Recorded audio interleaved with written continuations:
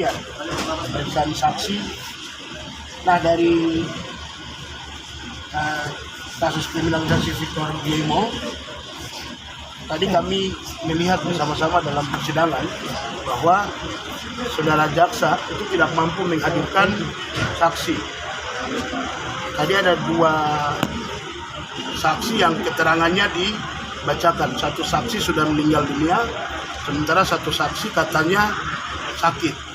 Kami dari kuasa hukum tadi dengan tegas menyampaikan kepada majelis hakim, kami menolak keterangan itu dibacakan. Kenapa? Karena sesuai dengan definisi keterangan saksi yang diatur dalam Undang-Undang Nomor 8 Tahun 1981 tentang hukum acara pidana, yaitu apa yang saksi nyatakan sendiri di dalam ruang sidang yang mulia terkait apa yang dia lihat, apa yang dia buat, dan apa yang dia dengar. Sementara kalau hanya dibacakan, ini kan di luar dari konteks definisi keterangan saksi. Kita tahu keterangan saksi adalah salah satu alat bukti. Dengan demikian kami keberatan tadi. Namun hakim sampaikan bahwa dia akan mencatat dan kemudian memberikan kesempatan kepada si jaksa untuk bacakan. Dari apa yang dibacakan, pada prinsipnya kami berkesimpulan bahwa kedua saksi yang dihadirkan itu juga sangat lemah, ya. Karena satu saksi itu adalah saksi yang menangkap klien kami.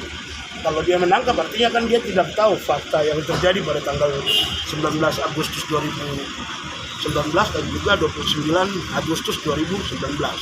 Karena penangkapan itu terjadi di tahun 2021.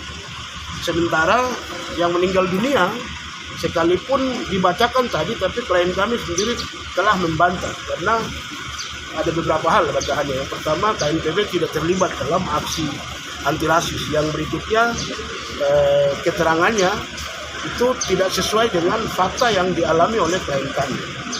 Atas dasar itu, lagi-lagi kami simpulkan bahwa 2 keterangan saksi yang dibacakan tadi sangat lemah dan menambah deretan panjang bahwa saksi yang dihadirkan oleh saudara saksi jaksa penuntut umum sangat lemah. Dan itu artinya semua dalil-dalil ada kemungkinan dugaan kami tidak terbukti. Nah, itu yang mungkin bisa disampaikan. Ada hal yang mau ditambahkan? Mungkin lebih berjelas ke adik mahasiswa 2 nya, bagaimana? Oke, berkaitan dengan 2 mahasiswa ini adalah korban kriminalisasi terhadap aktivis mahasiswa. Kenapa kami katakan korban kriminalisasi aktivis mahasiswa? Karena pada tanggal 16 November 2021 mereka ini bukan ditangkap, tapi mereka menyerahkan diri untuk mengamankan situasi yang sedang chaos pada saat itu. Yang sungguh sangat disayangkan yaitu oleh aparat kepolisian mengartikan itu ditangkap dan kemudian diperiksa.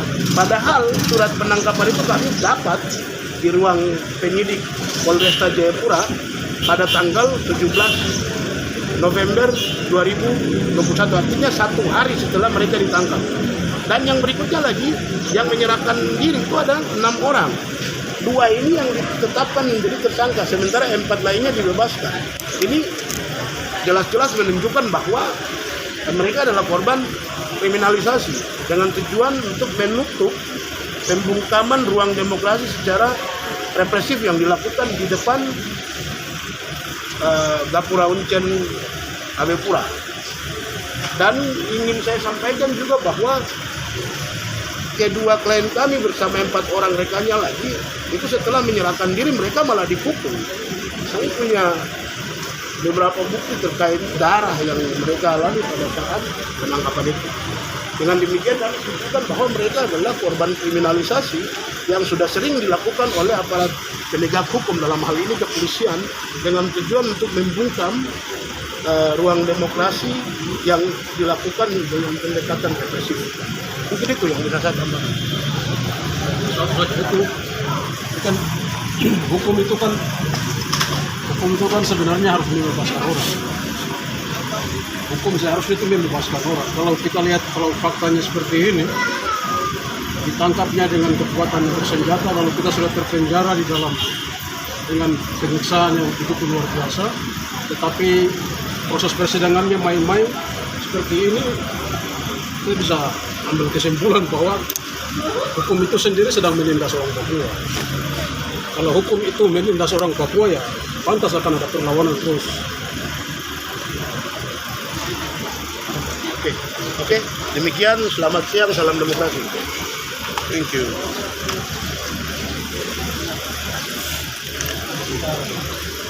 Yes, sir. Balik dulu.